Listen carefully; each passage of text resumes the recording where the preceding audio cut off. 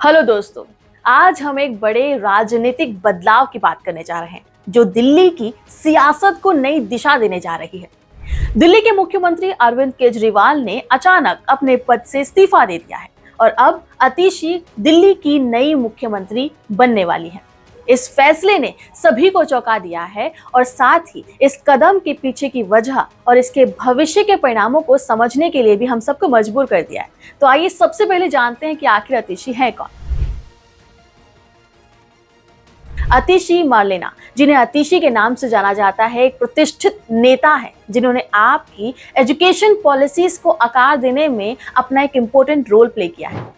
Road scholar होने के नाते उन्होंने दिल्ली के पब्लिक स्कूल सिस्टम में सुधार के लिए कई पहल की। उनकी एजुकेशन पॉलिसीज के कारण ही दिल्ली के सरकारी स्कूलों का लेवल ऊंचा उठा, जिसके लिए उन्हें नेशनल लेवल पर भी सराहना मिली। उनकी वर्किंग स्टाइल में ट्रांसपेरेंसी और जनता के प्रति जिम्मेदारी की भावना साफ दिखाई देती है।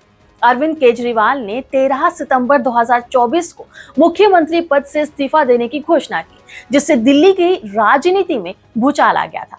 उन्होंने कहा कि वे तब तक इस पद पर वापस नहीं आएंगे जब तक जनता उन्हें ईमानदारी का प्रमाण पत्र नहीं दे देती। उनके इस्तीफे के बाद ये देखना दिलचस्प था कि कौन इस चुनौतीपूर्ण जिम्मेदारी को निभाएगा। केजरीवाल के इस्तीफे के बाद अतिशी का नाम सबसे आगे आया। उन्होंने एजुकेशन, हेल्थ और सोशल वेलफेयर जैसे इंपॉर्टेंट एरियाज में अपनी पॉलिसीज और एक्शन से जनता का विश्वास जीता है।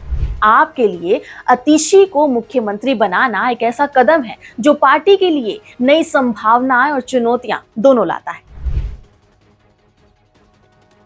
आपके लिए यह एक बहुत ही संवेदनशील समय है। आपने एक मीटिंग में सर्वसम्मति से अतिशी के नाम पर सहमति जताई है। ये फैसला तब लिया गया जब पार्टी के कई बड़े नेताओं जैसे कि गोपाल राय, कैलाश गहलोत और सौरभ भारद्वाज के नाम भी चर्चा में थे। लेकिन अतिशी का चुनाव पार्टी के लिए एक सराहनीय और रणनीतिक कदम माना जा रहा है। उनकी साफ सुथरी छवि और एडमिनिस्ट्रेटिव स्किल्स ने उन्हें इस रोल के लिए परफेक्ट बना दिया। आपके इस कदम से पार्टी के अंदर और बाहर दोनों जगह पर मिक्स्ड रिएक्शन देखने को मिल रहा है। कुछ इसे पार्टी की इंटरनल डेमोक्रेटिक प्रोसेस का रिजल्ट मान रहे हैं, तो जबकि दूसरी तरफ कुछ लोग इसे केजरीवाल की अचानक विदाई का भी उदाहरण मान रहे हैं। अब सवाल ये आता है कि अतिशी को सीएम तो बना दिया है, लेकिन आगे का क्या प्लान है। तो मैं आपको बता दूं कि अतिशी को दिल्ली के सीएम के रूप में अपॉइंट करने के बाद उन्हें जल्द ही उपराज्यपाल वीके सक्सेना से मिलकर अपनी सरकार बनाने का दावा पेश करना होगा। इसके बाद उन्हें विधानसभा में अपना बहुमत साबित करना होगा। इसके अलावा उन्हें पार्टी की छवि को सुधारने और जनता के बीच में विश्वास को बनाए रखने का काम भी करना होगा। पर ऐसे में अतिशी के सामने आने वाले समय में कई चुनौतियां होंगी। जैसे अरविंद केजरीवाल के खिलाफ भ्रष्टाचार के आरोपों के बाद अतिशी के लिए सबसे बड़ी चुनौती आपकी छवि को साफ करना और जनता का विश्वास फिर से जीतना होगा। उन्हें सरकार के कामकाज में ट्रांसपेरेंसी और अकाउंटेबिलिटी को बढ़ावा देना होगा ताकि जनता का विश्वास फिर से कायम हो सके। इसके अलावा अतिशी को दिल्ली की एजुकेशन सिस्टम और पब्लिक सर्विसेज में भी सुधार को जारी रखना होगा। हेल्थ सर्विसेज, एजुकेशन सिस्टम और पब्लिक वेलफेयर के लिए चलाए जा रहे योजनाओं को आगे बढ़ाना उनकी प्रायोरिटी होनी चाहिए। साथ ही जनता की हाई एक्सपेक्टेशंस और ऑपोजिशन पार्टी का राजनीतिक दबाव दोनों ही उनके लिए चुनौतियों का हिस्सा होंगे। उन्हें पॉलिटिकल पेशेंस और डिप्लोमेसी करनी होगी ताकि वे ना सिर्फ अपनी पार्टी की छवि को सुधार सकें बल्कि एक प्रभावी प्रशासन भी सुनिश्चित कर सकें। इतना ही नहीं, आने वाले विधानसभा चुनाव के मद्देनजर अतिशी के सामने पार्टी की लोकप्रियता को बनाए रखना और चुनाव में जीत को इंश्योर करना भी एक बड़ी चुनौती होगी। उन्हें अपने पुराने कामों और नई नीतियों के जरिए जनता का समर्थन पाना होगा। अतिशी के सामने अब सवाल है कि क्या वह दिल्ली की जनता की उम्मीदों पर खरी उतर पाएंगी। देखिए, शिक्षा के क्षेत्र में उनका अनुभव उनके लिए एक जरूरी एसेट साबित होता है। उन्होंने पहले भी दिल्ली के शिक्षा में सुधार में अपनी खास भूमिका निभाई थी और संभव है कि वे शिक्षा के स्तर को और ऊंचा उठाएं। नई योजनाओं और सुधारों के जरिए उन्हें यूथ के भविष्य को सुधारने पर भी जोर देना होगा।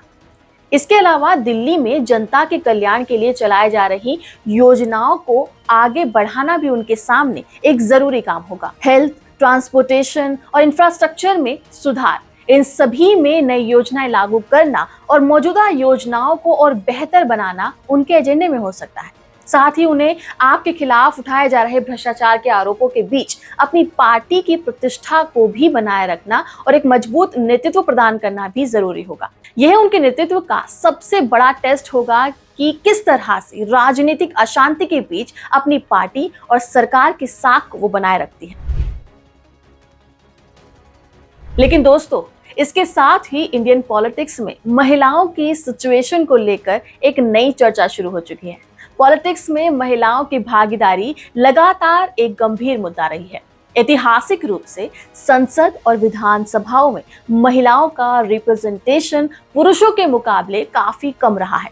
2024 तक जहां कुछ जगहों में विमेन लीडरशिप जो है वो एक्सपेंड हुई है, वहीं केंद्र सरकार की पार्टी यानी भाजपा में महिलाओं की पॉलिटिकल जो इन्फ्लुएंस है उसमें काफी गिरावट देखी गई है। पार्टी में महिलाओं को बड़े पदों पर अपॉइंट करने का ट्रेंड भी कम होता जा रहा है, जो कि एक चिंता का विषय है। इस समय अपोजिशन में महिलाएं स्ट्रॉन्ग और इन्फ्लुएंशियल रोल निभा रही हैं। उदाहरण के लिए पश्चिम बंगाल की मुख्यमंत्री ममता बनर्जी ने न सिर्फ अपनी राज्य सरकार को मजबूती से चलाया है, बल्कि उन्होंने नेशनल लेवल पर भी अपनी प्रेजेंस को मार्क किया है। ममता बनर्जी की लीडरशिप विपक्ष में महिलाओं की बढ़ती हुई शक्ति को दिखाता है। इसी तरह आतिशी का दिल्ली की मुख्यमंत्री के रूप में सामने आना कहीं ना कहीं विमेन लीडरशिप की तरफ जो एक लहर है उसका प्रतीक है। भाजपा में महिलाओं का घटता इन्फ्लुएंस पॉलिटिकल इक्वेशन में बदलाव का संकेत है। जहां 2014 में भाजपा ने महिला सशक्तिकरण को अपने एजेंडे में जगह दी थी, वहीं हाल ही के सालों में कई महिला नेताओं को उन्होंने दरकिनार कर दिया। इसके उलट राज्य स्तर पर भी भाजपा के पास कोई महिला मुख्यमंत्री नहीं है, जो बताता है कि पार्टी में महिला नेतृत्व की कमी है। करंट सिनेरियो में इंडियन पॉलिटिक्स में फीमेल लीडरशिप का फ्यूचर कॉन्ट्राडिक्शन से भरा हुआ है। एक तरफ विपक्षी दलों में महिलाएं खास भूमिकाओं में आ रही हैं, वहीं भाजपा जैसी सत्तारूढ़ पार्टी में महिलाओं की गिरती हुई हिस्सेदारी कई सवाल खड़े करती है। आने वाले चुनावों में ये देखना जरूरी होगा कि अगर अलग अलग पार्टियां विमेन लीडरशिप को किस तरह से इंपॉर्टेंस देती हैं और उन्हें किस हद तक निर्णायक भूमिकाएं सौंपी जाती हैं।